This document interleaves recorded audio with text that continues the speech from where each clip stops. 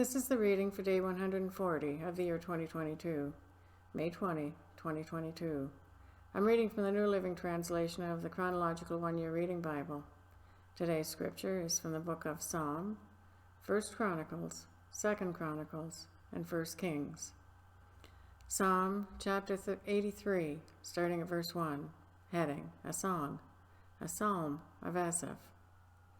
O God, do not be silent, do not be deaf, do not be quiet, O God.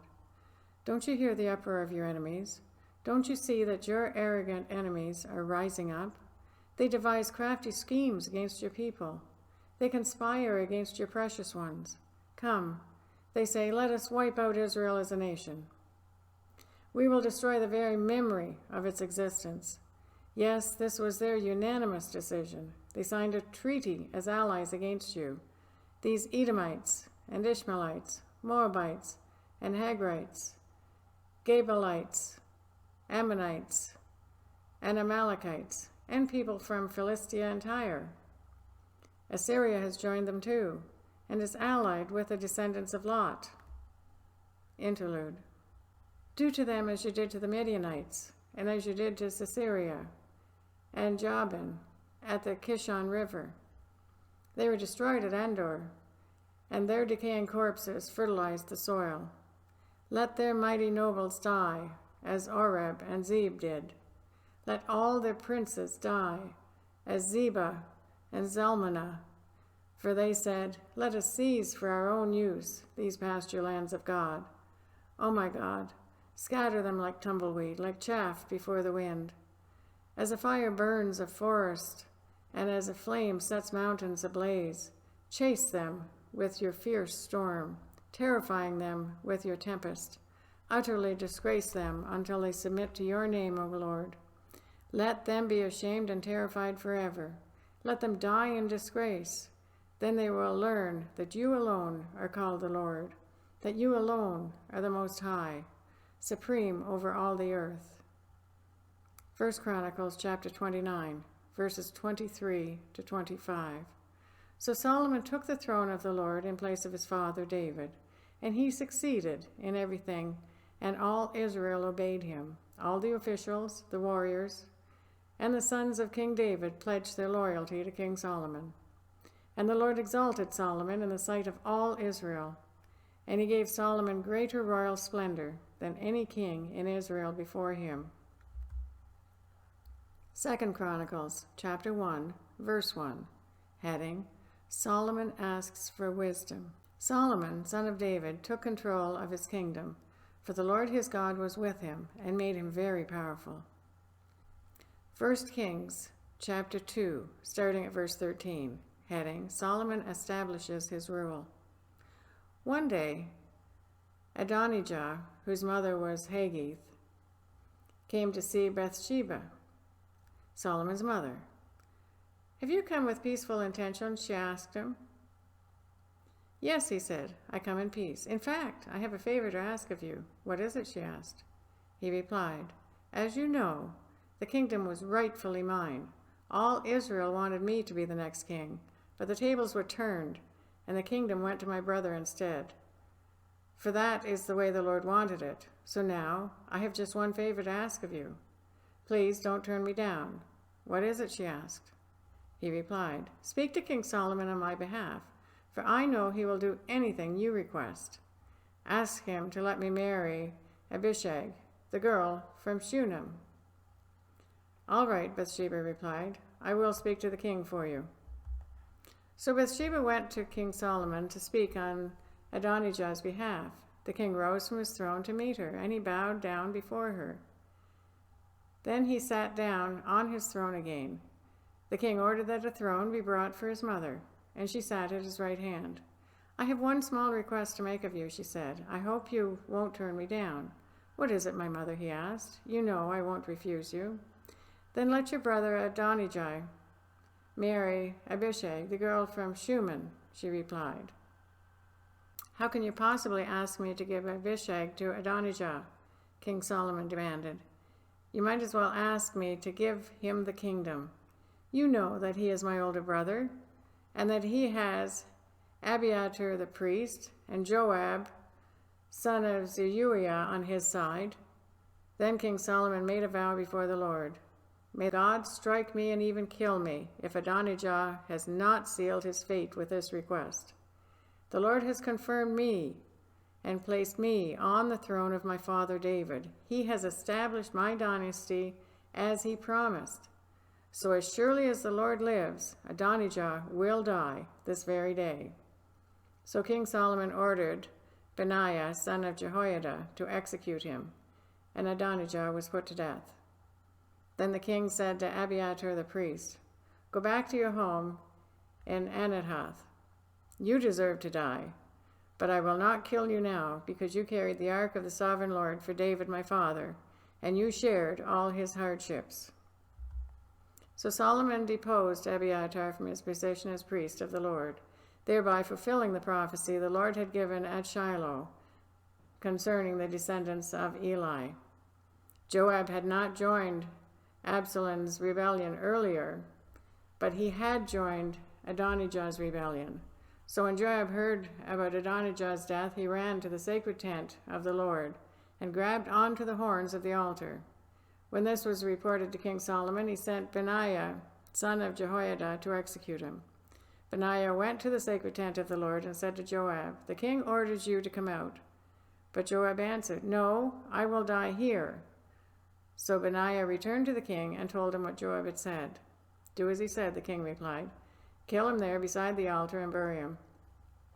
This will remove the guilt of Joab's senseless murders from me and from my father's family. The Lord will repay him for the murders of 2 men who were more righteous and better than he. For my father knew nothing about the deaths of Abner, son of Ner, commander of the army of Israel, and of Amasa, son of Jether, commander of the army of Judah. May their blood be on Joab and his descendants forever, and may the Lord grant peace forever to David, his descendants, his dynasty, and his throne." So Benaiah, son of Jehoiada, returned to the sacred tent and killed Joab, and he was buried at his home in the wilderness. Then the king appointed Benaiah to command the army in place of Joab, and he installed Zadok, the priest, to take the place of Abiathar.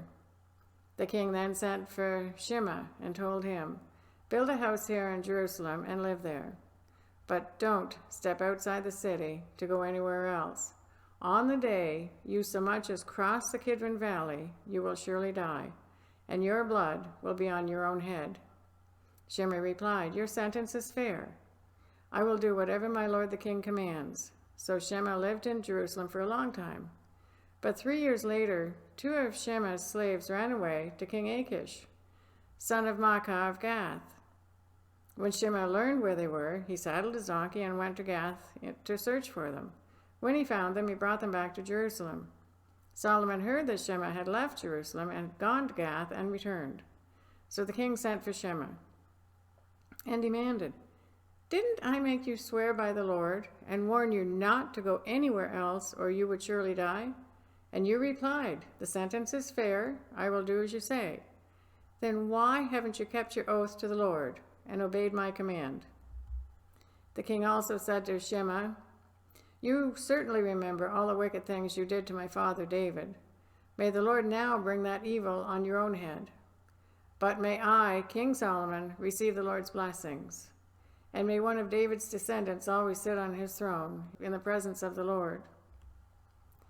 Then at the king's command, Benaiah, son of Jehoiada, took Shimei outside and killed him. So the kingdom was now firmly in Solomon's grip. 1 Kings chapter 3, starting at verse 1. Heading, Solomon asks for wisdom. Solomon made an alliance with Pharaoh, the king of Egypt, and married one of his daughters. He brought her to live in the city of David until he could finish building his palace and the temple of the Lord, and the wall around the city. At that time, the people of Israel sacrificed their offerings at local places of worship, for a temple honoring the name of the Lord had not yet been built. Solomon loved the Lord and followed all the decrees of his father, David, except that Solomon too offered sacrifices and burnt incense at the local places of worship. The most important of these places of worship was at Gibeon. So the king went there and sacrificed 1,000 burnt offerings. 2 Chronicles chapter 1, verses 2 to 6. Solomon called together all the leaders of Israel, the generals and captains of the army, the judges, and all the political and clan leaders.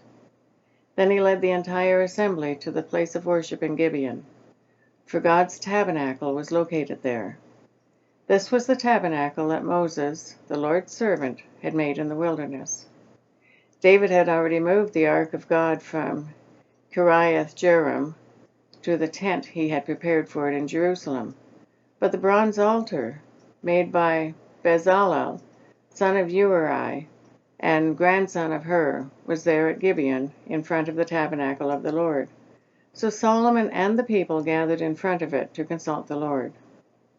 There in front of the tabernacle, Solomon went up to the bronze altar in the Lord's presence and sacrificed 1,000 burnt offerings on it. 1 Kings chapter 3, verses 5 to 15. That night the Lord appeared to Solomon in a dream, and God said, "What do you want? Ask, and I will give it to you." Solomon replied, "You showed great and faithful love to your servant my father, David, because he was honest and true and faithful to you, and you have continued to show this great and faithful love to him today by giving him a son to sit on his throne. Now, O Lord my God, you have made me king instead of my father David, but I am like a little child who doesn't know his way around, and here I am in the midst of your own chosen people, a nation so great and numerous they cannot be counted. Give me an understanding heart, so that I can govern your people well, and know the difference between right and wrong. For who by himself is able to govern this great people of yours?" The Lord was pleased that Solomon had asked for wisdom, so God replied, "Because you have asked for wisdom in governing my people with justice, and have not asked for a long life, or wealth, or the death of your enemies, I will give you what you asked for. I will give you a wise and understanding heart, such as no one else has had or ever will have. And I will also give you what you did not ask for, riches and fame. No other king in all the world will be compared to you for the rest of your life. And if you follow me and obey my decrees and my commands as your father David did, I will give you a long life." Then Solomon woke up and realized it had been a dream. He returned to Jerusalem and stood before the ark of the Lord's covenant, where he sacrificed burnt offerings and peace offerings. Then he invited all his officials to a great banquet. 2 Chronicles chapter 1, verses 7 to 13. That night God appeared to Solomon and said, "What do you want? Ask, and I will give it to you." Solomon replied to God, "You showed great and faithful love to David my father, and now you have made me king in his place. O Lord God, please continue to keep your promise to David my father, for you have made me king over a people as numerous as the dust of the earth. Give me the wisdom and knowledge to lead them properly. For who could possibly govern this great people of yours?" God said to Solomon, "Because your greatest desire is to help your people, and you did not ask for wealth, riches, fame, or even the death of your enemies, or a long life, but rather you asked for wisdom and knowledge to properly govern my people, I will certainly give you the wisdom and knowledge you requested. But I will also give you wealth, riches, and fame, such as no other king has had before you, or will ever have in the future." Then Solomon returned to Jerusalem from the tabernacle at the place of worship in Gibeon, and he reigned over Israel. That is a reading for day 140 of 2022. God bless each and every one of you, and may God be with you until we meet again.